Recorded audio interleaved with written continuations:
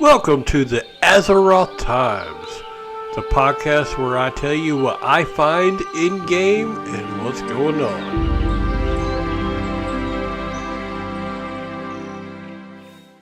You're listening to episode 3 of the Azeroth Times.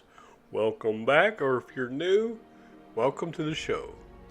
Today, I'm going to talk about the pre-expansion patch for Shadowlands, because everything's going to change, and I'm going to give a summary of the upcoming update. Now, characters' levels will get a boost, new changes coming to levels, stats, and items.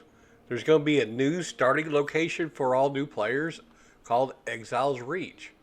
There'll be a brand new chat system for new players where they can be grouped with similarly skilled players and experienced guides. There will be time walking campaigns, changes in recruiting a friend system. It is now more rewarding. Appearance change service is retiring soon. Changes to recruiting allied races. Battle for Azeroth PvP Season 4 ends and the postseason begins. Faction-based rewards. So get into postseason before the launch of Shadowlands expansion, because the leaderboards will temporarily go offline. I'm going to mention below some of the original patch notes that went live on September 21st, 2020. Now, there's going to be character level conversions in Shadowlands. Character boosts will also change once the pre-expansion patch is live. So you want to start planning for how you want to use your boost. Now, the level 120 character boost will boost characters to level 50 after the pre-expansion patch. And the 110 character boost will actually boost them to level 48 after the expansion patch. Now, if you start a new character, your new starting experience will be Exile's Reach. Exile's Reach is an all-new starting experience that will take you on an excursion to a faraway island and introduce you to the fundamentals of playing World of Warcraft at your chosen class. If you're new to World of Warcraft and have never created or leveled a character, you would automatically begin your journey to Azeroth with the starting experience. If you're a veteran player or you've leveled a character before, you can choose to opt out of the starting experience and begin instead at level 1 in the starting area for your race. And then after you hit level 10, new players will continue their journey through Battle for Azeroth and into Shadowlands. Now with this comes a new chat system. So after creating your new character and beginning your journey to World of Warcraft for the first time, you will automatically be added to a newcomer chat channel where you can talk with other new players and seek advice from experienced players on the same faction who will be your guides as you level through the new starting zone of Exile's Reach. Now, the new players and guides will be able to recognize one another because in chat channels and by icons above their characters' heads that only those two people can see. So the new player and the guide will only be able to see icons that are over their heads. Nobody else can see those icons. So that way they can recognize who they're talking to.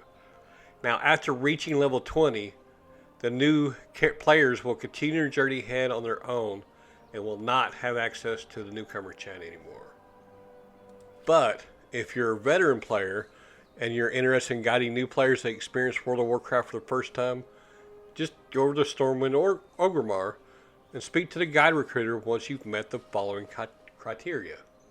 You have to have an account in good standing, reach level 50, complete 3,000 quests, earn at least 2 of the following achievements: Terrific Trio, Rival, Battle for Azeroth Season 4, Battle for Azeroth Keystone Conqueror, Season 4, The Waking Dream, or We Have the Technology.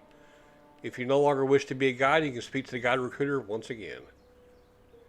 Now, the time walking campaigns.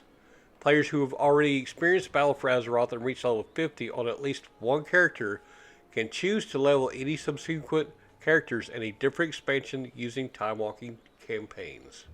Now, this new feature allows content from locations like Northrend and Pandaria to scale to a player's level so they can adventure from level 10 all the way to level 50 and experience the stories of these areas at their originally intended pacing. So you'll have to go visit Chromie near the embassies in Stormwind and Orgrimmar and select your expansion leveling experience. If you like to select a different expansion to level through, simply speak to Chromie again. So if you choose to go through Northrend and it's not what you remember and you're not having any fun at all, then you can go back to Chromie, talk to her again, and go somewhere else to a different expansion or whatever. Now, the Recruiter Friend updates.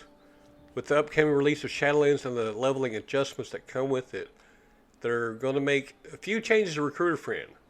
Beginning with the release of the pre-expansion patch, characters who are created by a recruited friend will receive a unique 30-slot bag, the Extra Spacious Knapsack, upon completing their adventure in Exile's Reach as a part of the new player experience. But some of the bad news, the additional experience boost that currently exists for recruited players and recruiters who party together will be phased out before the launch of Shadowlands. And all other rewards available with the Recruiter Friend program will continue to be available for recruiters. And if you paid to have your appearance changed, well, don't worry about doing any more. They're retiring it, because now you can do it in-game at the barbershop. So you can change your character's gender, hair, facial features, and more. And so they're going to retire the appearance change. Now, recruiting allied races. Now, if you're seeking to recruit a new allied race to their side, they'll no longer need to earn exalted reputation with their associated faction once the pre-expansion patch goes live. Players will still need to complete any achievements and story quests associated with the allied races. So, if all you had to do is get honored or revered or whatever with that allied race, then you'll unlock it if you get that. But if there's a quest line that goes along with it, which some of them do, then you have to do the quest line. And the gates will soon close on Battle for Azeroth PvP Season 4 with release of the Shadowlands pre-expansion patch. Sorry, my tongue got tied. But that doesn't mean you can't do anything at all, because you'll still be able to take part in the competitive PvP in a special post-season, which will end with the launch of the expansion. Now, the new Shadowlands Season 1 will then go live shortly after the launch of Shadowlands. So, if you participate in Season 4, and you want to make sure you receive the awards that are due to you, make sure you don't do, like, transfer your character to another realm or faction until after the Battle for Azeroth Season 4 is ended. Battle for Azeroth Season 4 tiles and mounts will be awarded approximately 2 weeks after the season ends. And also, any faction-based rewards, don't forget, any of the rewards are based on your faction. So if you transfer your character to the other faction, you must have 50 wins after your transfer to receive the reward, and 150 wins after your transfer to earn Gladiator and Corrupted Gladiator.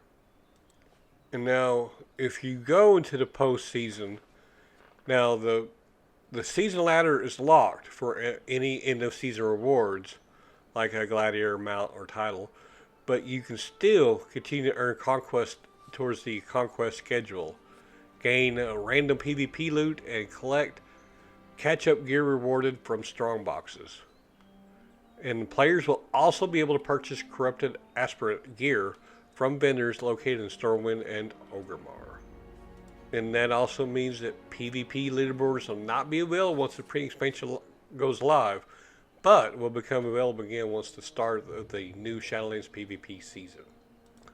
And some of y'all who have not got the flight, cannot fly in Warlords of Draenor and Legion, with the release of Shadowlands pre-expansion patch, flying in Warlords of Draenor and Legion will no longer require earning the achievements Draenor Pathfinder and Broken Isles Pathfinder Part 2 respectively.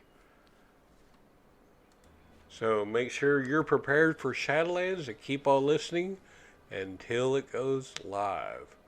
And I just found out that the Black Market Auction House location in Shadowlands, it is going to be present in Shadowlands, located in Revendreth.